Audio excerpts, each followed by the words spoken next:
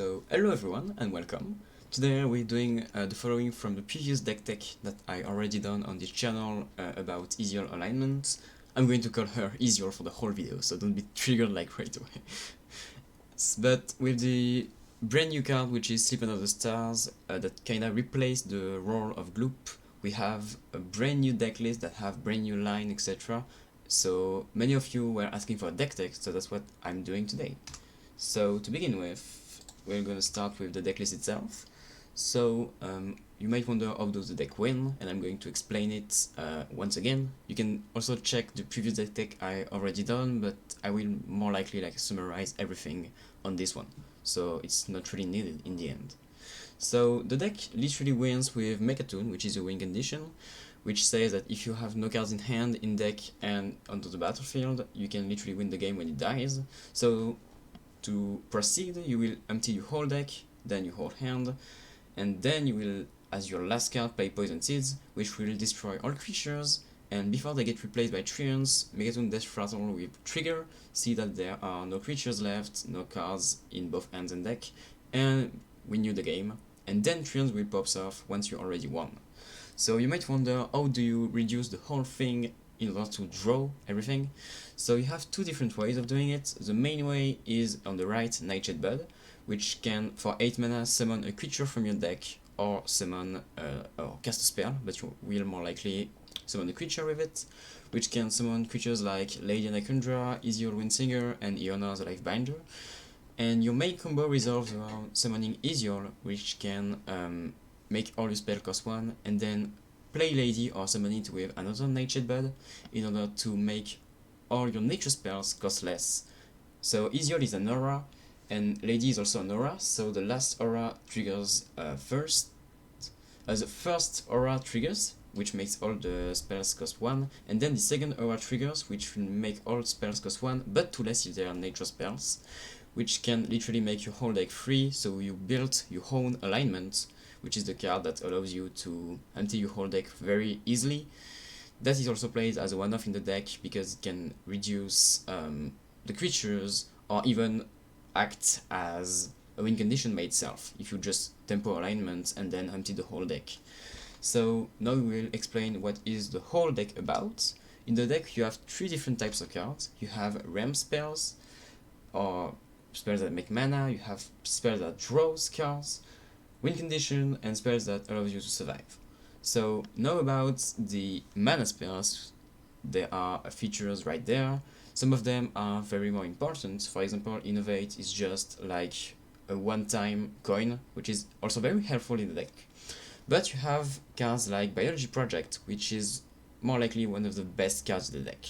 It's one of your only win condition against aggro. You won't be winning against aggro if you're not casting Biology Projects, but it's also a bit tricky because it's a double-edged blade, which will more likely ramp also your opponents and sometimes cost you the game because you accelerated them and they could have played a tech card that they were not able to if you had less mana and you're wrecked.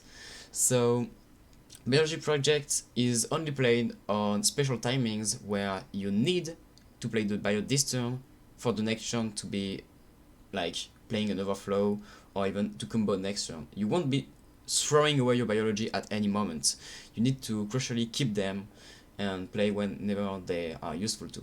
However, against aggro you will more likely play it when you have to play it because that's your only way to win the matchup. You also have cheap ramp spells that help you grow very easily, like Invigorate or Wild Growth. I chose to play only one Wild Growth in the deck because 2 is far too much and you don't have space in the deck to play another one. And finally you have Nourish, which is basically one of your best cards. After alignment, it just makes positive mana or even draws cards when you're needing to. It's also a nature spell, so you just discount it with Lady Anacundra. And it's also a very big ramp spell to accelerate your combo. For example, turn 4 you can Biology Nourish and you go to 6 then to 8, next turn you have 9 mana, you can Bud into combo. But also showed some cards that can be played in the deck but I think are suboptimal. You have Lightbinder's Gift that I tried in the very beginning, which is not very relevant because once Ysiel is on the board, your discount one-time effect doesn't work and your spell will still cost 1, even if you play a Life Vendor's Gift, so the card is very suboptimal in an Ysiel build, and as I said, the second growth is just useless, I think. So second of all, you have the card draw. I featured the most important ones. You have Aquatic Form, which is basically free card draw. So you won't be playing Aquatic Form at any moment. You want to play it when you want to get a spell out of it, when you have like spare mana and you want to get a spell to play on the turn, or even when you on 2 want to get your spell that ramps you. Or you can just Aquatic Form to dig for creatures or Natured Buzz when you're at 8, 9 mana, etc. Moonlit Guidance is also basically one of your best cards, because if you duplicate some cards, you can literally go off very easily. Like against aggro, if you duplicate Biology Project, you might have just won the game on the spot. And you can duplicate Aquatic Form to dredge twice. So there was a small trick with Moonlit Guidance where you can play 1 golden and 1 non-golden Aquatic Form. So if you Moonlit for an Aquatic Form, you play it, and you see on the bottom an Aquatic Form, you're sure to know which one it is, and if you dredge it or not, because if you play the Aquatic Form, you see the Aquatic Form, and you dredge it, you draw it. But if it was the Aquatic Form that you played from your Moonlit Guidance, and you dredge another card, you will also dredge the card and the Aquatic Form. So it's important to have different versions of them. But I don't really care because I'm playing everything in golden. You have also Moonlit Guidance to dig through 2 cards and get your win conditions, etc. Overflow is basically like your draw spell in the deck that can like win your combo turns or even be played in tempo because it's a strong card overall. If you want to draw, you also can Nightshade Bird for Iona and use the draw option. That is very relevant in most matchups, but it's wasting your bird for gaining more cards, so it's more often than never worth it. And finally, we have the brand new addition, which is Sleep Under the Stars, that can choose 3 modes, but also the same more than once. And you have the option draw 2 cards that can sometimes be played of 7 to dig for more cards. Sometimes even refresh, but that's not very useful. If you want to play the spell on 7, you might just draw your cards, etc. So now you have the cards to survive, which are mandatory in the deck. You have Lunar Eclipse, which is in the flex spot in the deck, but I think that in this meta game it's like crucial because it's one of your main tools to get rid of 8 bears like Far Watch Post or even Razor Scale, where you can just hero power into it and kill it. But it's also very important against aggro to get rid of their pirates that scale all over again and just gain time by this. You have 2 poison seeds in them, but you need to keep 1 for the combo. The second one was originally cut when I first played the list, but I then found out it was crucial to have 2 because it literally removes every single 8 bear like Okali or Razor Scale, but it also like gets rid of humongous boards for miracle decks, and that's why you can transform all the 8/8 from 8/8 to 2/2s and survive 1 or 2 turns this way if you gain armor after it. You also have Iona out of the Nightshade Bird to gain life, which is like against Shadow Priest, one of your main win condition.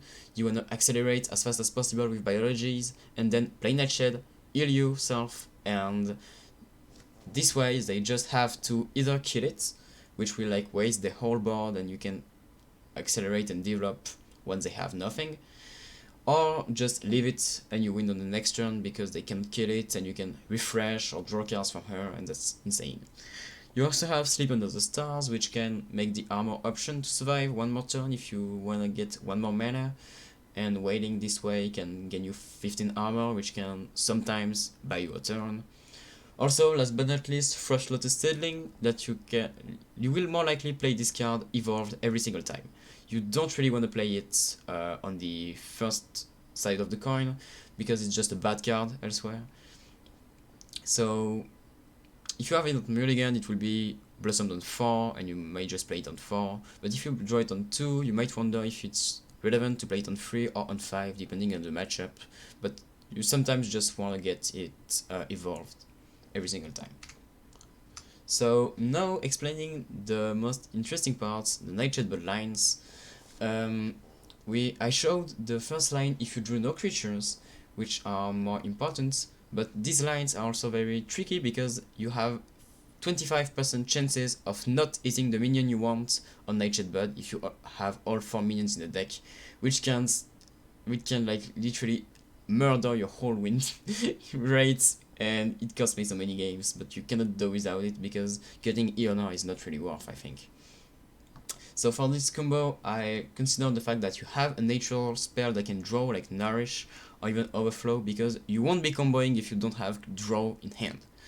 Because if you like summon Ysiel and blank, you won't be able to win.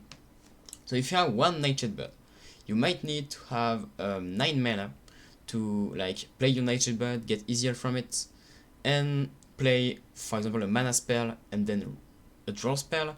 You always want to leave 1 mana to continue through the combo, and eventually play your Nightshade Bud for Lady and Ekandra, and then you have summoned the whole Exodia, or even play Sleep Under the Stars to refresh a lot, to play your Lady and Ekandra from your hand if you draw it, and combo from there. So you want to always leave 1 mana, so you need to get to 10 mana if you have no mana spells in hand, like Biology or Nourish, to play the Hate, then play the 9 mana. For the 9th mana, play the draw spell and leave 1 mana, or 9 mana if you have a Biology in hand, for example. If you have 2 Nightshade Buds, it's also way easier because you can literally Nightshade Bud for Ysiel, then Nightshade Bud for Lady, then play your nature spells and assemble the whole combo right away for only 9 mana. And it's like your main win condition. Your easiest way to combo is that one. However, there are some more different styles of combo. For example, if you drew no creatures but you have Sleep Under the Stars in hand, you will have some different lines. For example, the 9 mana line with 1 Bud and Sleep Under the Stars is that you can summon Ysiel, then Sleep Under the Stars, draw in the first place. So if you drew Lady and Ekandra, you have 2 different... if you drew Lady and Ekandra, you can refresh twice, then play your Lady and Ekandra because you made 6 mana and you can play her, and then play your natural spells and assemble the whole combo. But if you didn't draw Lady, you can like refresh, you can draw once, then refresh, so that you can continue your combo by basically not reducing the nature spells, but playing some more card draw for 1 mana, until you will eventually get your Lady and Ekandra, refresh with the second Sleep Under the Stars to get her on the board, or even summon her from Nightshade Bud if she's still in the deck. However, if you have 2 Nightshade Buds, the combo is a bit easier, I think, because with 9 mana, you can summon Ysiel from Nightshade Bud, then play Sleep Under the Stars, and there are 2 different ways of doing it. The first one is draw 1, then refresh twice, and then continue your combo, because you can play the Nightshade Bud for Lady and then draw spells. But if you don't have spells that draw cards and that can allow you to continue your combo in hand, you might need to take a more riskier line, which will cost you the fact that you need to draw twice with Sleep Under the Stars, but you have the risk to draw Lady and Ekandra and not be able to refresh twice into playing her. So it really depends on your hand. If you have draw spells in hand, you need to take the safe line because you already won. But if you have no draw spells in hand, you might need to dig deeper into getting some more draw spells so that you can refresh into it. There's also a more different line that I didn't showcase but is also very important, is that you can refresh or draw but leave some mana open, and instead of wishing with Nightshade Bud for Lady, you can wish for Honor, which can allow you to draw more cards, and from there continue your combo. But it really depends on your hand, I think. And then if you have 10 mana, the combo is literally very easier, because you can, for 8 mana, play your first Bud for Ysiel, for 9 mana, play your second Bud for Lady, and you have 1 spare mana for the Sleep Under the Stars that can literally draw you 6 cards and win from there. However, if you draw Lady and Ekandra, the combos are a bit more trickier because you will need to play her from hand, and this will be a bit trickier. If you have 1 Nightshade Bud, you have 1 option, which is to start your combo regularly until you find a Sleep Under the Stars, or if you already have it, play it right away. which will allow you to refresh twice, and with the third option you can either like refresh to play other Sleep Under the Stars from your hand once you play the lady, or draw to get more value and winning from there, and then play the lady and I can draw from your hand. That's what I said from the previous lines. When you draw lady, you just need to Sleep Under the Stars, which can easily refresh to get her on the board, and if you don't draw it, you can bud from to lady and I can draw. That's the plan. But if you drew two buds, you have different options. The first one is Sleep Under the Stars. If you have her, if you have Sleep Under the Stars, that can refresh twice to play her directly instead of drawing until you get it. And then you use the second Nightshade Bird for Iona, you can draw and you basically won from there if you're fast enough. But if you don't have Sleep Under the Stars, you can use Iona and refresh so that you will gain like more likely 7 minimal, even 10 at the maximal. Play the lady from your hand and then use draw spells. But if you don't have draw spells in hand, this line doesn't work because you won't be able to draw from there. And that's why if you don't have draw spells, you might need to take riskier lines that don't summon lady right away, but need to dig deeper into the deck until you find Sleep Under the Stars and play the first line. So now something that was really important is that the deck needs to be played very fast and very quickly, and you need to have some reflexes. And many people ask me, why are you so fast with the deck? Because I'm literally playing myself at lightning speed, but that's because of the experience. But there are some tricks to know that can save you a lot of time. And the first one is to click on animations that are showed on the screen. Because, for example, the main card that wastes you a lot of time if you don't do this is, how is it called? Sleep Under the Stars. It can also work with cards like Branching Path, but they are not playing in the deck.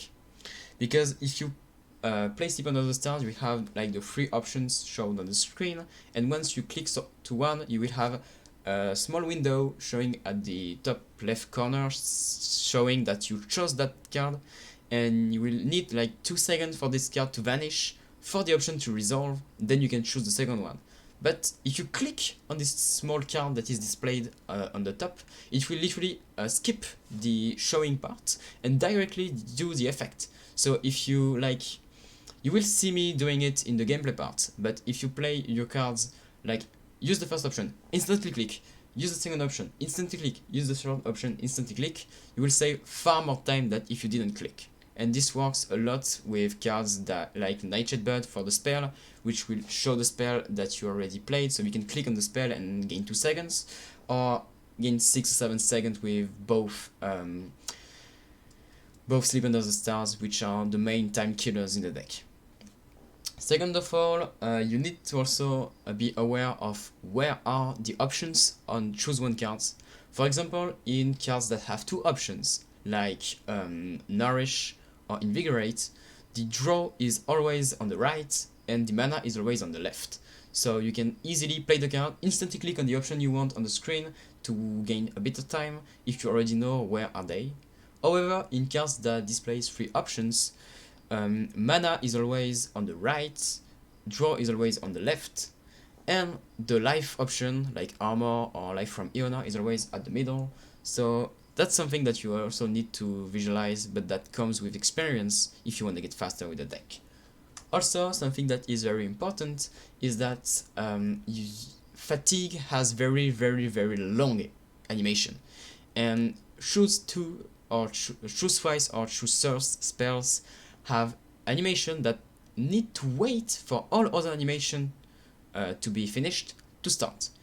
For example, choose one spells are literally shown on the screen the second you play them, so it's not really a problem, like Nourish, for example, but these spells need to wait for all animation to be finished.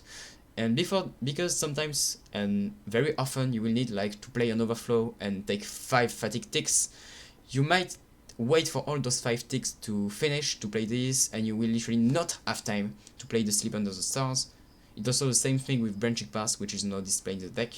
So you will need literally to play your Sleep Under the Stars before hitting the fatigue to save time. Even if it doesn't refresh like the optimal amount of mana that it should have refreshed, you should do it because you will literally lose to time elsewhere. And finally, the last advice that I can give you for being faster with the deck is to practice. Like, this is not a hard deck if you practice a lot, and everything comes with experience. So I really advise you, if you never played such a deck, or if you're still uneasy with it, to go to practice mode, to go to the training camp, to play against the innkeeper, like a goldfish. You just like, they won't apply so much pressure, so you can literally practice your combo turns all over again and get used to how they work. And once you are like familiar with the pack and you're confident with finishing your turns, you can queue ladder with it. But I don't really think, if you never ever played the deck, you can literally like get the pack in your hands and slam it on ladder. You will need some practice, and being faster will come with experience. And that's why I'm playing my turns like this, because I have 10,000 games of alignment, so I know what I'm doing. And that's the main advice I have for you. So now, coming with the more important things, the Mulligan. What do you want to keep? So I showed on the screen the 6 keeps that I might always keep on the play when I'm going first. I might always keep those cards, but some of them are not kept in various matchups that I will display later.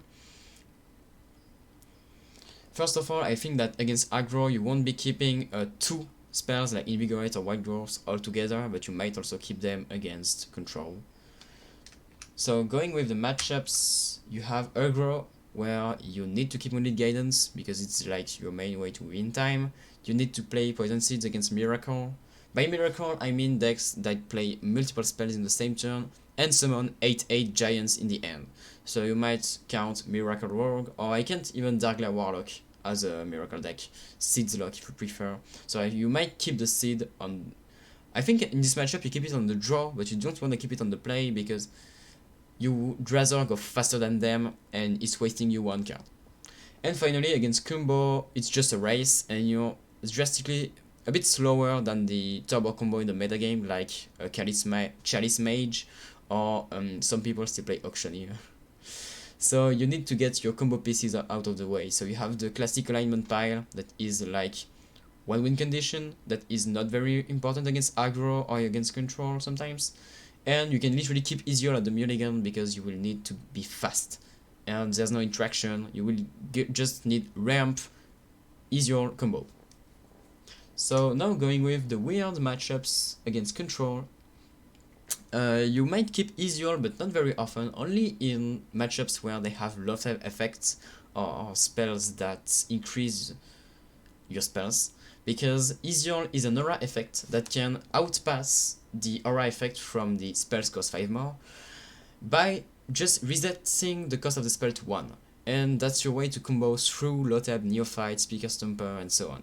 But be a bit cautious with it, because Razor Scale is a specific aura that can outpass all the other ones. So if you play Ysiel Windsinger or even Lady Anacondra aside on top of a Razor Scale that is already on the board, your spell will still cost 2. Razor Scale is just so fucking annoying. These cards are backbreaking cards in the deck. But now, dealing with Celestial Alignments, there are different keeps, because I think you keep it only when you're going second on the draw, against pressuring control decks like Shadow Priest, not Shadow Priest, but Raza Shadow Priest, the Islander version. You always keep on it on the play and on the draw against slower controls like Renatal Druid or Warrior, and I think you never keep it against Shadow Walk or Control Shaman, because once you play alignments, you're just vulnerable to Lotab, which is our worst nightmare. And I think that you never keep it on the Frost Lotus Seedling on the draw against those planar matchups like Druid or Warrior, because I think that you might rather get more relevant cards, and this one is just not really good because you don't want to get the armor because they won't deal you any damage. Their main outlets in the matchup are Disruption, like Dirty Ras or Teotar the Mad Duke. So armor doesn't matter, and the I draw 2 cards option is very not much relevant when you're going second. So yeah, just don't keep it. So finally, I'd advise you to keep a hand that is working by itself. Basically, if a hand already does the thing that you want her to do, just keep the hand. Like, I showcase an example of a hand that you may just full keep because, yeah, it's doing its stuff. and it's doing the fast combo that you want to do. It's doing to ramp into Ysiel into lady into combo. So yeah, just keep hands that work together. So here I just pasted the screen of an advice that I gave to a friend about the Mulligan, so if you want to double check it you can see. And finally, one last advice, why should you play alignment? Well, my answer is just that the deck's broken. Like, play it, it's good. And I pasted a small quote that I can literally read on the record, but yeah, you know. The deck only bad matchups are the aggro decks, the rest is just a fucking play alignment, please. I just want this video to be useful. And finally, time for some auto promotion. I paste my Twitch channel where I sometimes stream the deck, so if you wanna get used to it and learn a bit from someone who already played it, you can hop on the stream, or if you wanna see me playing. And I paste my Twitter page where I just paste my deck list and some random stuff, so if you wanna follow, it would be like appreciated as a thankful way to thank me for this long deck tech. And that's pretty much it about the deck tech itself, so I will show you some more gameplay in the following section of the video to get used to visualize how the deck combos out. So see you there! So we have for the first game against Priest, which is basically our worst matchup. Let's see how it goes. I just keep that.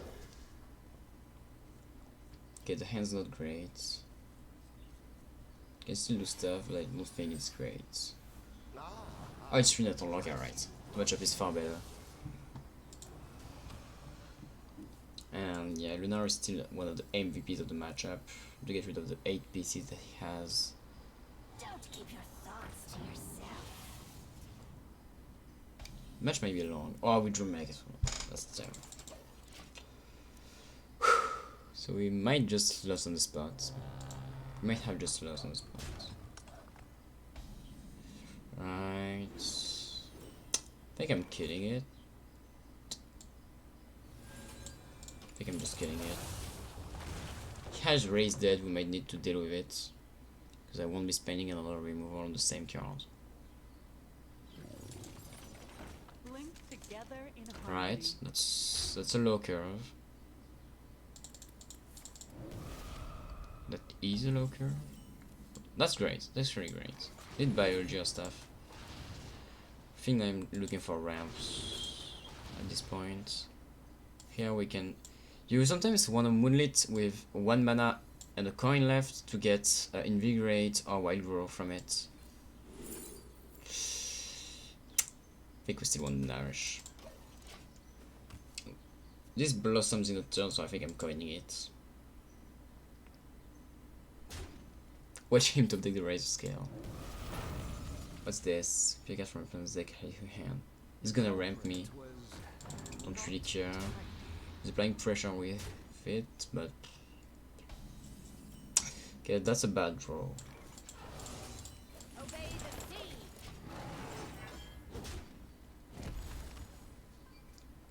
I have the option to Seedling next turn, so his bound pressure will not matter that much.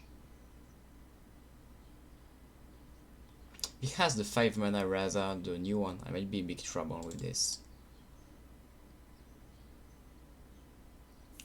Ray's dead, so he's gonna get his Watch Post back, which is bad news for us. I don't see why he's doing that, cause yeah, you might just apply pressure instead. Should be like far better.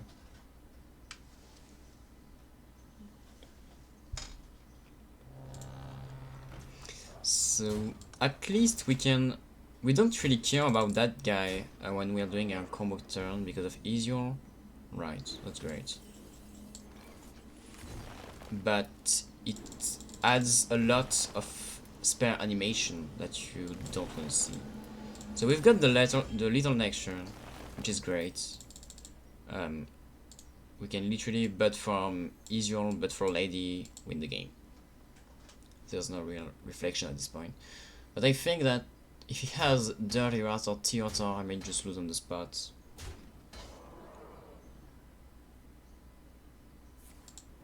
Just hope he doesn't have it.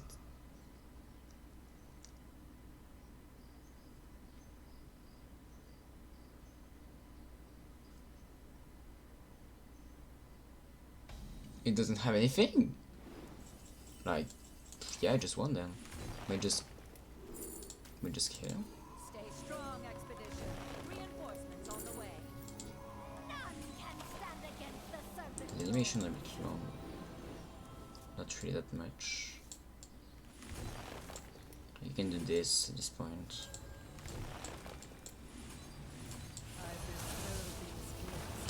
I don't really think the life matters that much.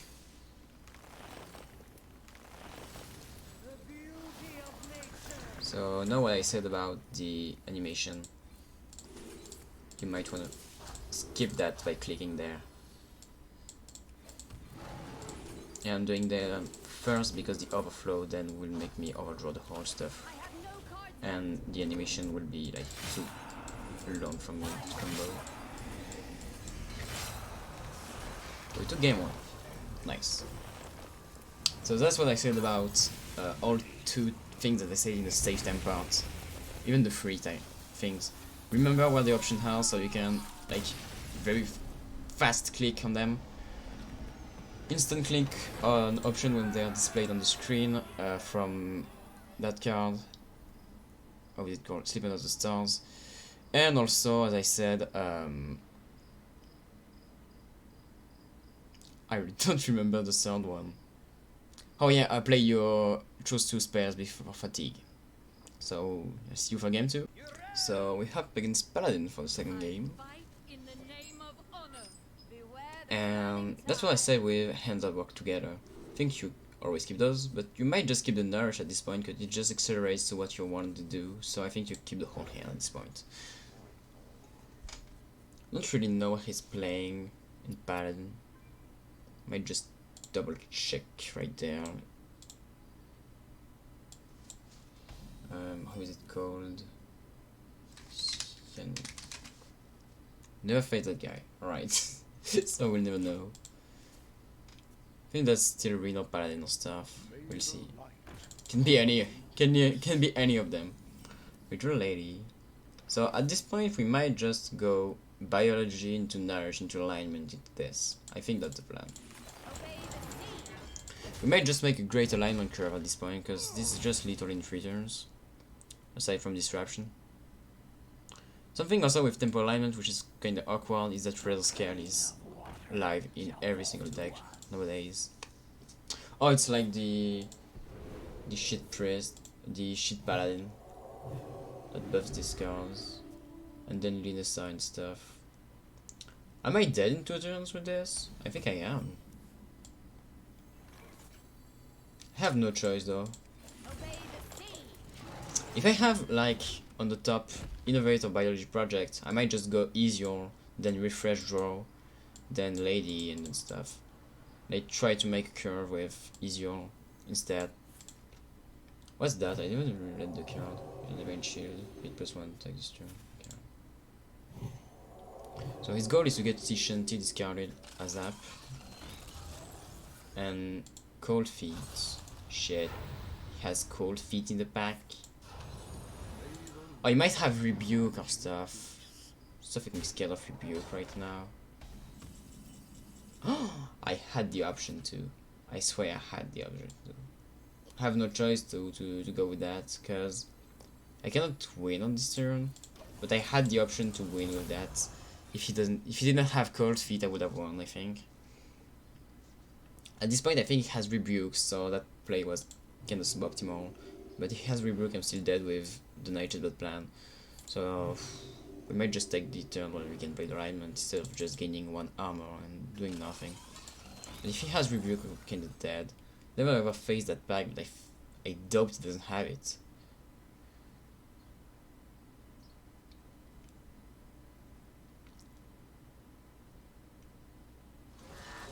He doesn't have it. Alright, so we might just win by the alignment way. Right, that's great.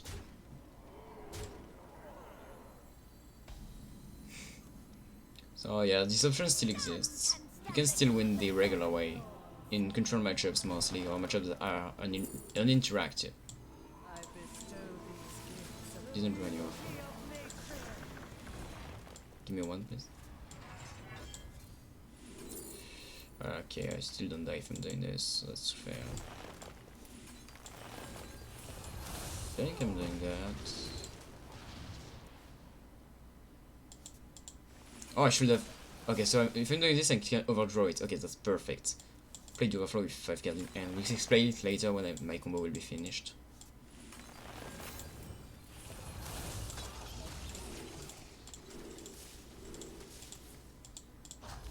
I have no cards left.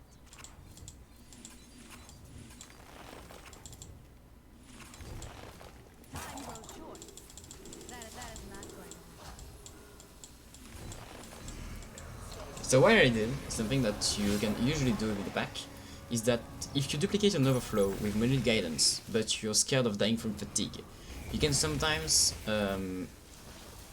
instead of getting 4 cards in hand, to get 9 cards from the overflow, and the overflow itself from the moonlit, still get 5 cards, so that you will get your hand to 10, and once you have 10 cards in hand, you will overdraw the overflow. So it's basically get an overflow for free, instead of getting 2 of them and dying from fatigue. So yeah, game was great, just won the alignment way. We'll see you on game 3. So we hop for the 3rd game against Warrior, which may be one of our best matchups because it's a control one. Where the turning tides. So it's a matchup where your main menace is Dirty Rat, so I don't think, like Dirty Rat and Teot on the Mad Duke, so keeping Ysiel might just not be great, because it's not really what you want to do, I think.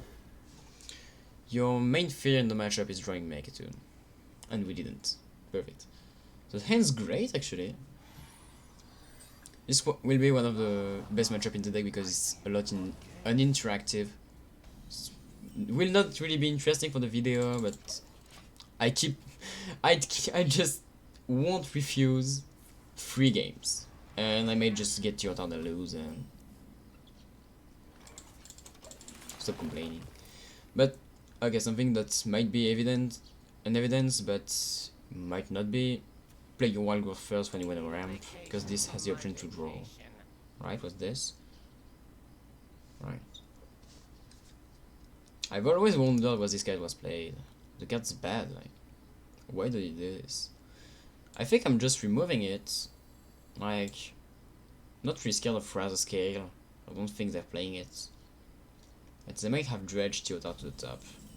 That would be annoying. We might keep it to draw, because we don't have card draw in hand, so we might just like double ramp spell and remove the thing that applies pressure.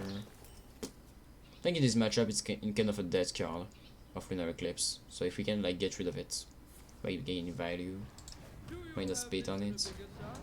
Right, so we can literally win next turn if we get something. Like, we can try to win this turn if we get Nightshade Butt off of this in the combo turn, but I don't think it's optimal.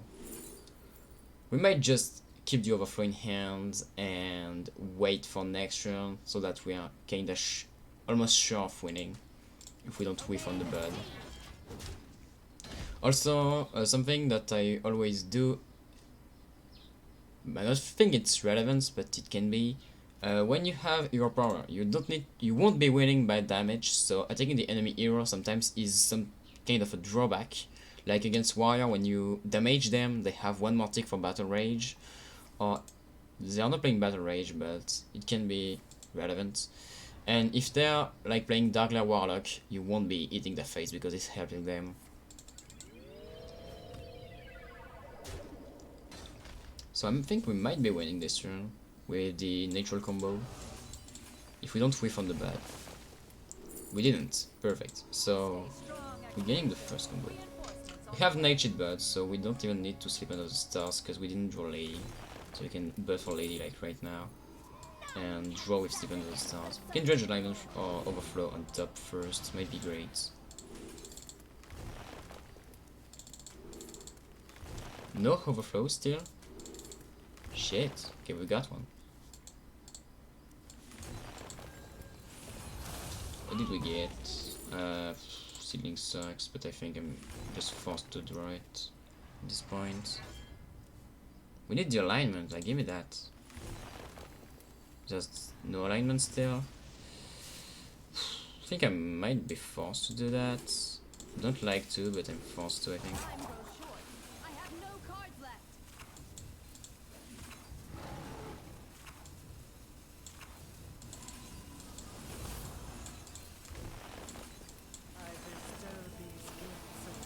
refresh just in case. Yeah, perfect. Sometimes you're just forced to waste your cards to get to 5 cards to overflow. Not really a problem. You just need to keep a spell like Biology Project or Nourish for the post alignment, so that you can easily refresh at this point and not lose to the mana thing.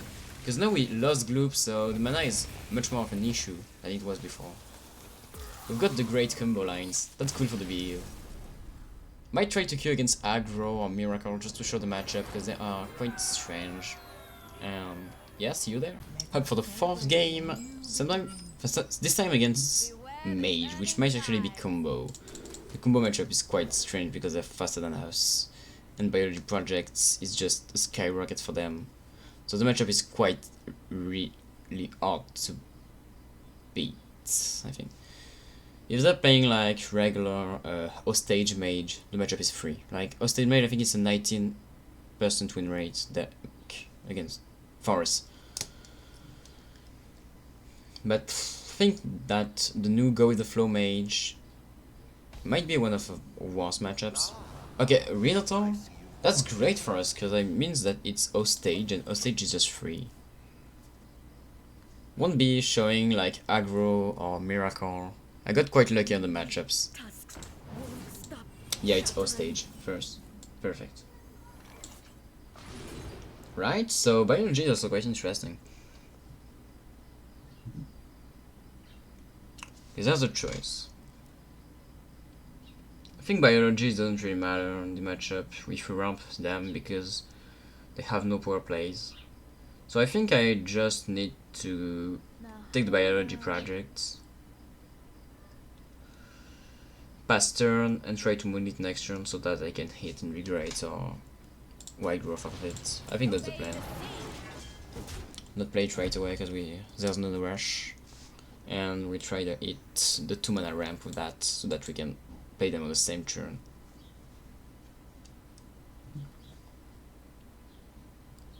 There's no real rush because the matchup has no pressure. His main pressure is with his pings, and it means that there's no pressure, basically. And we're basically going through Ice Block and the other pack. How is it called? Ice Block and the other Hostage card, like Solid Alibi. Perfect.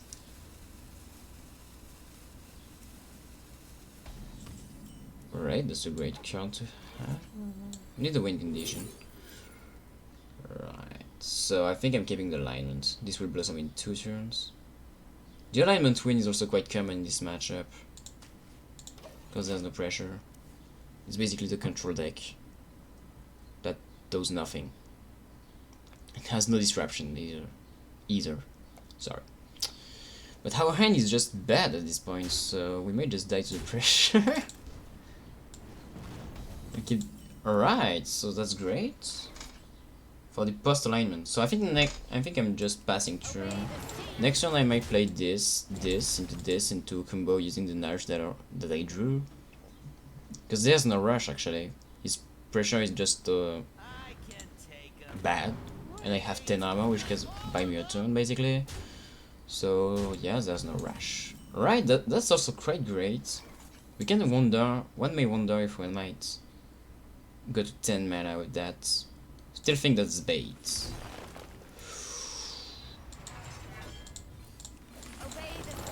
Still think that's bait because he has objection, I'm wrecked. That's quite bad because we drew both creatures, which means Nightshade Bud is no far useless because we cannot get enough from it, and this won't get any more value. And the creature we needed was Lady Anacundra. I cannot articulate. The creature we needed was Lady Anacundra.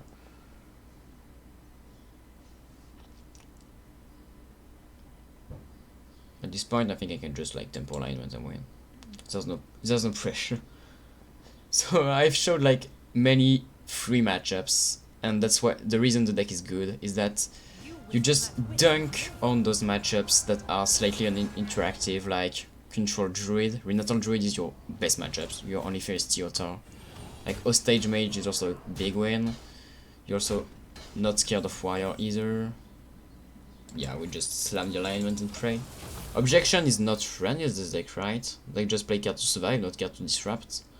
Because the goal is just to win against aggro, if I remember. There's no point of playing Razor Scale, no point of playing Watch Post, no point of playing Lawfeb, Neophyte. What? No point of playing. Can be playing Theotor, but he doesn't have mana too, so I'm safe. Next turn I just win the game no matter what I do. It's like basic math at this point. Why did you spelling this? You go get from the deck? He didn't. Funny. I think I'm just playing the overflow. I have enough to refresh and draw and stuff.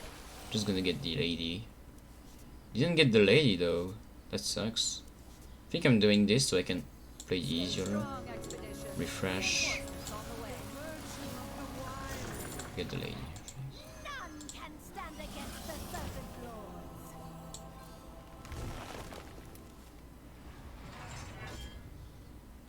Need to be fast.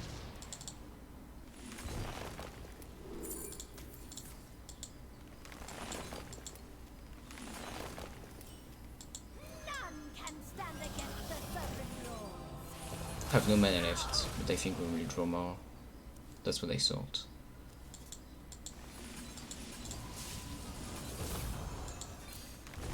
Time goes short. I have no cards left.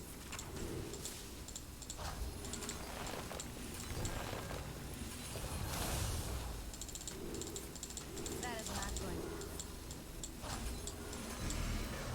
to. Yeah, perfect. Just winning the alignment way, fair and square. Even though the Surge just got very just gave us very interesting ways to dig through the deck that we didn't have before. We're never short. We're literally never short into drawing the whole stuff. So I think that's about it. Might just not paste that much gameplay.